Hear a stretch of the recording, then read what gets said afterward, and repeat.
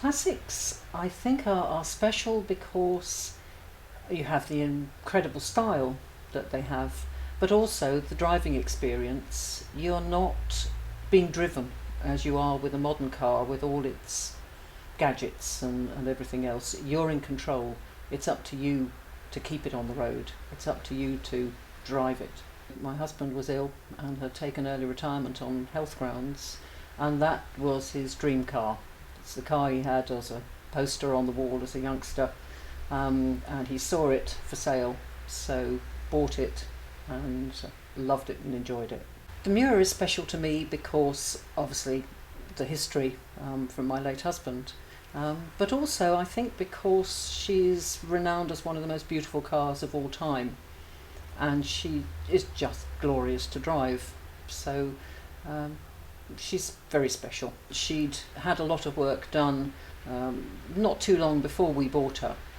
She'd got a little bit scruffy, so after a year or so we had her resprayed, and the only other thing we've had to do to her was upgrade the cooling system. I did not want to cook the engine, and as soon as you got caught in traffic she started to overheat. So there are now two big fans at the front, and that's pretty much all we've had to do with her, apart from replace the fuel lines, because Miuras are renowned for going up in flames with their fuel lines, and ours were starting to leak slightly, so they've been replaced.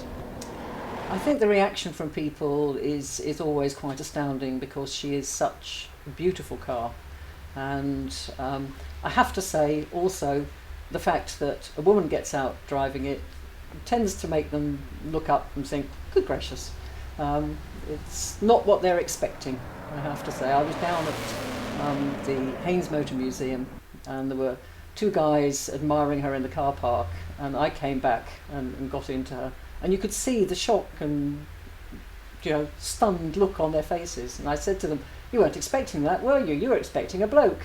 And they said, yes, we were. But she's, the reaction you get to her is phenomenal because she's just an icon. Within a year of coming over, being imported, she was owned by Twiggy's manager, a guy called Justin de Villeneuve. For the younger audience, Twiggy was probably the icon model face of the 1960s. And she has been pictured sat on this car and in this car, and I say on it, she was sat on the roof. You can't see the registration, so you don't know it's this car, but it was. So it's a nice provenance to have. It's also been owned by Bernie Ecclestone over the years, so she's a very well-known car and quite famous really throughout Lamborghini circles.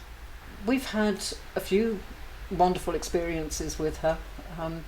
The most memorable one from my point of view, I think probably I was leading a convoy of Lamborghinis into Brooklands for an event. It was raining quite heavily, and suddenly I'd lost them all. Where had they gone?